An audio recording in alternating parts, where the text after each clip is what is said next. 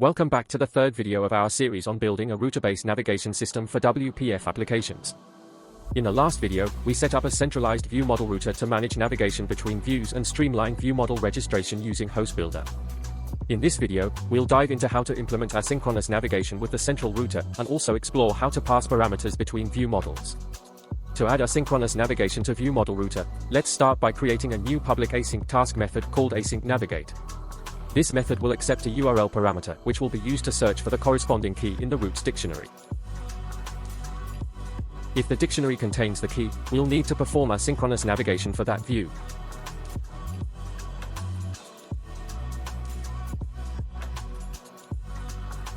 Next, let's update the navigation service to support asynchronous navigation by adding an async navigation method.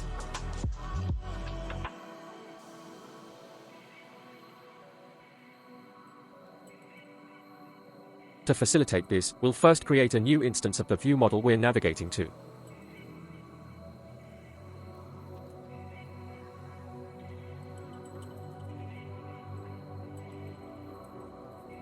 After that, we'll invoke an async loading function.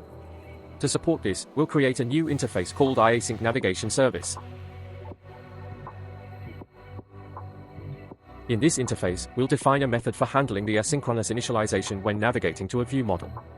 This interface defines the initializeAsync method, which will handle any asynchronous initialization when navigating to a new view model.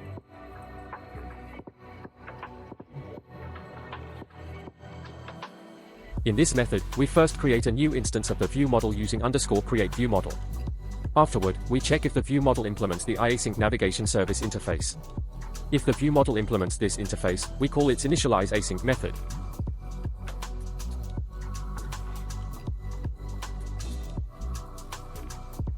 Let's move to the room-list view model and make it an asynchronous loading view model. To achieve this, we need to implement the iAsync navigation service interface in this view model. Once we implement the interface, we'll need to define the initializeAsync method. Inside this initializeAsync method, we will handle any asynchronous tasks like loading data from a database when navigating to this view. For demonstration purposes, I'll use a task delay of 1 second to represent the async task.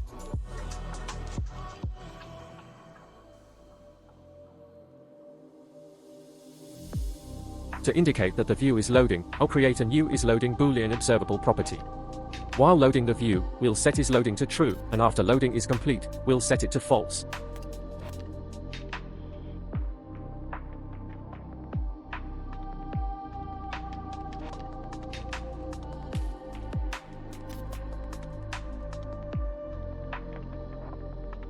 Now, going back to the ViewModelRouter, we can call the asyncNavigate method of the navigation service when the given key is present in the dictionary. However, if the asyncNavigate method is not available yet, it's likely because we forgot to add it to the iNavigation service interface. Let's add that method to the interface. Once added, you'll see that the asyncNavigate method can now be called from the router's dictionary, allowing asynchronous navigation to work as expected. Now, let's move to the hotel list view model. When we navigate to the room list view, we will now call the asyncNavigate method from the ViewModelRouter. We'll update the method to async task and call asyncNavigate using the key for room list view. To indicate that the view is loading, I'll create a new observable Boolean property called isLoading. Set this to true when navigation starts and then to false after navigation is complete. To show the loading indicator in the view, we'll add a loading animation to the XAML. For that, I'll use the MP Coding WPF Loading Animations NuGet package, which I've published. If you want to learn more about this package, check out my other video. There will be a link that pops up in the right-hand corner.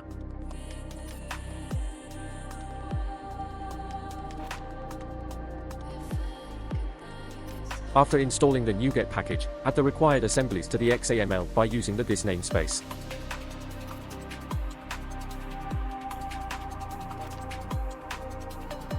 Place the loading indicator in the middle of the view by moving this stack panel inside a grid. Then, add the loading indicator like this.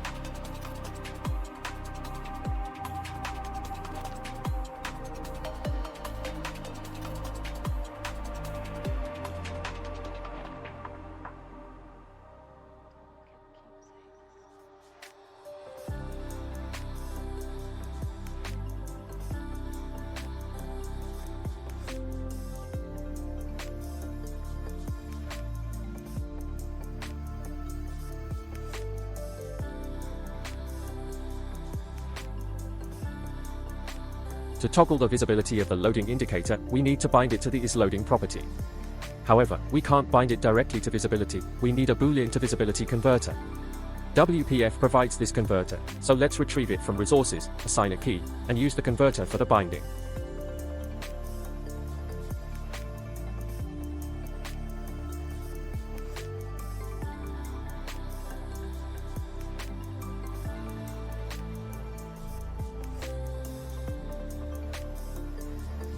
Let's run the application.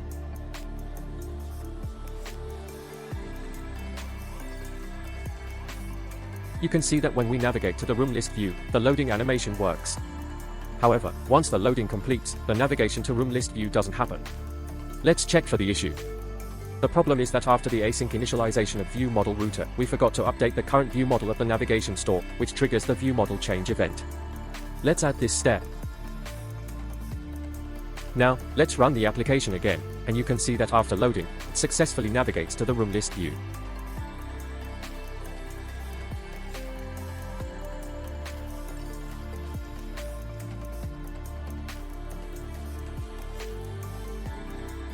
We will apply the same logic when navigating back to room list view from room details view. Let's quickly do that.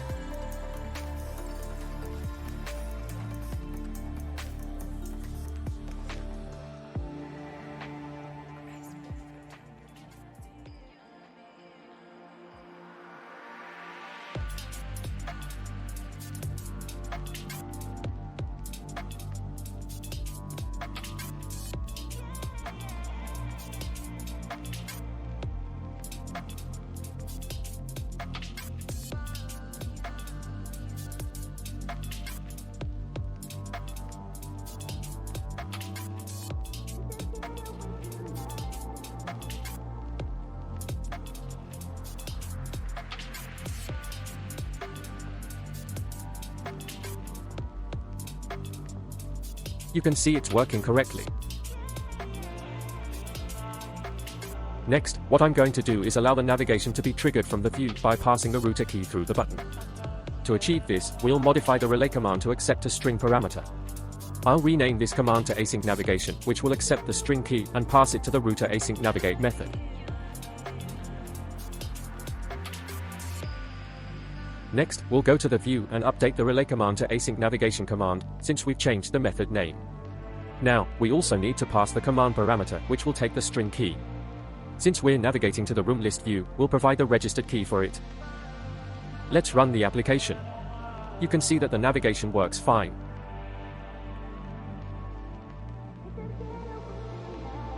To further demonstrate, I'll add a breakpoint here. When we click the button, it will trigger the command with a command parameter. If we want to navigate without async behavior, we just need to call the normal navigate command of the router with the specific view key.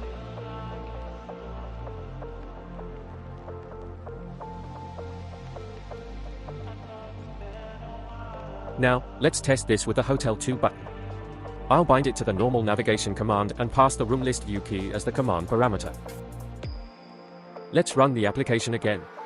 You can see that both the async and normal navigations are working correctly.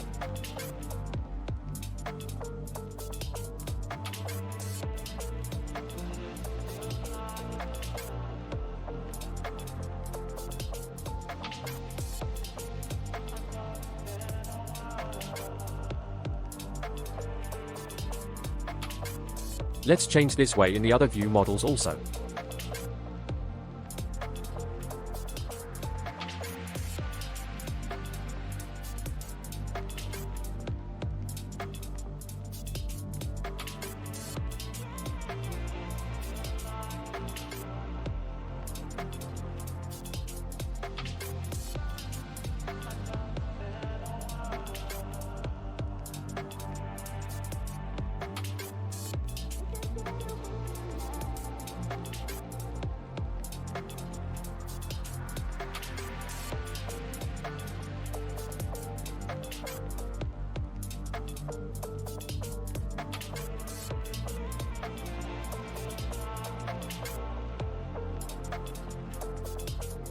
You can see all updates are working correctly.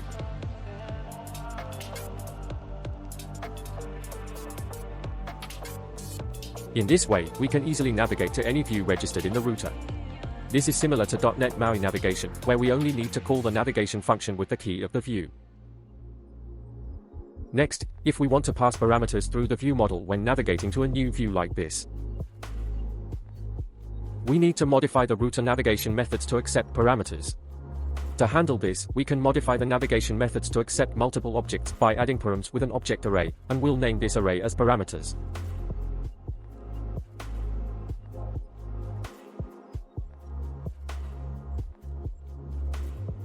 Then, we'll pass these parameters to the navigation service navigation method.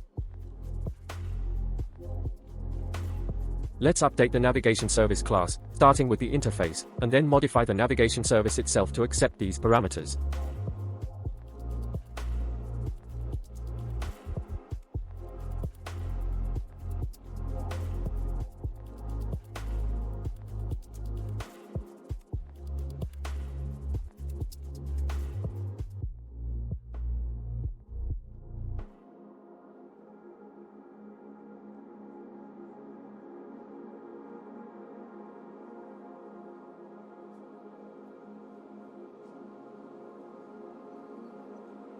We'll create a new instance of the view model and save it as a local variable view model. Lastly, we'll assign this view model to the navigation store's current view model. As before, we need to initialize the parameters in the view model we are navigating to. If the length of the parameters is greater than 0 and they are not null, we'll proceed to initialize the parameters. To handle this, we'll create a new interface for parameter navigation, which we'll call iParameter Navigation Service. This interface will contain a new method called parameterInitialize, which will accept multiple parameter objects.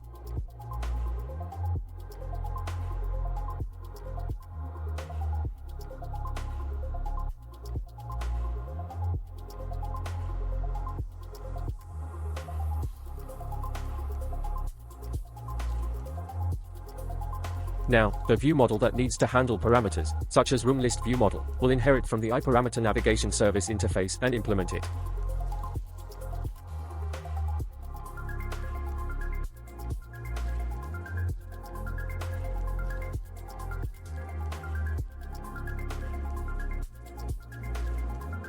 Going back to the navigation service, when we navigate to a new view model, if there are parameters present and the view model inherits from iParameter Navigation Service, we can call the parameterInitialize method with these parameters.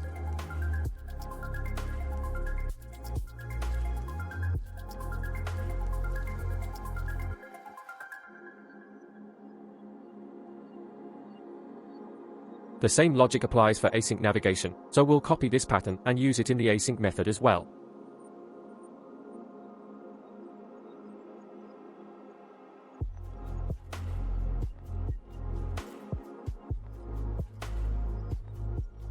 Let's check the updates by adding a breakpoint to the parameterInitialize method implementation of the room list view model. When navigating from the hotel list view model, we can pass some parameter objects. In this case, I will pass the string object, hotel1. Next, let's add another breakpoint here also. Run the application. Click the Hotel1 button to navigate asynchronously to room list view. You can see that the first breakpoint is hit, and if we inspect the parameters, we can see that the Hotel1 string object is present. Continuing execution, the second breakpoint is hit, confirming that the parameter has been passed correctly. This shows that we are successfully passing parameters through the view models.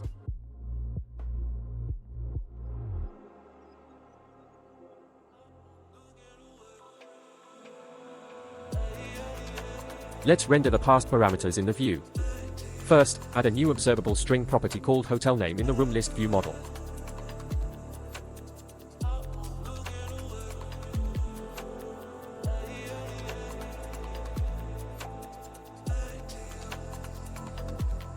Next, update the parameter handling logic.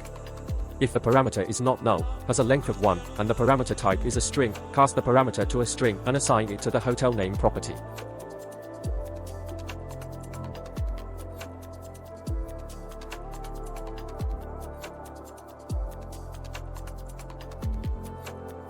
Now, let's move to the XAML file and bind the hotel name property to the view.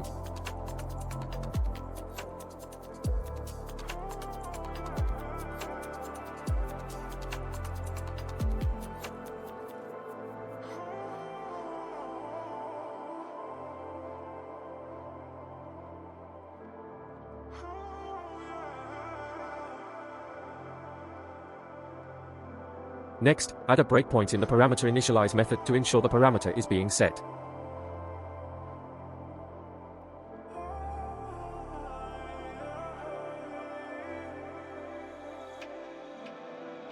Oops, we didn't hit the breakpoint initially. That's because the check for null or empty conditions wasn't correct. We need to ensure that the parameters are not null. Let's fix that. After making the adjustment, we hit the breakpoint successfully. Now, you can see that the hotel name passed through the hotel list view model is correctly bound and displayed in the view. This way, we can pass any object through the view models and display it in the views.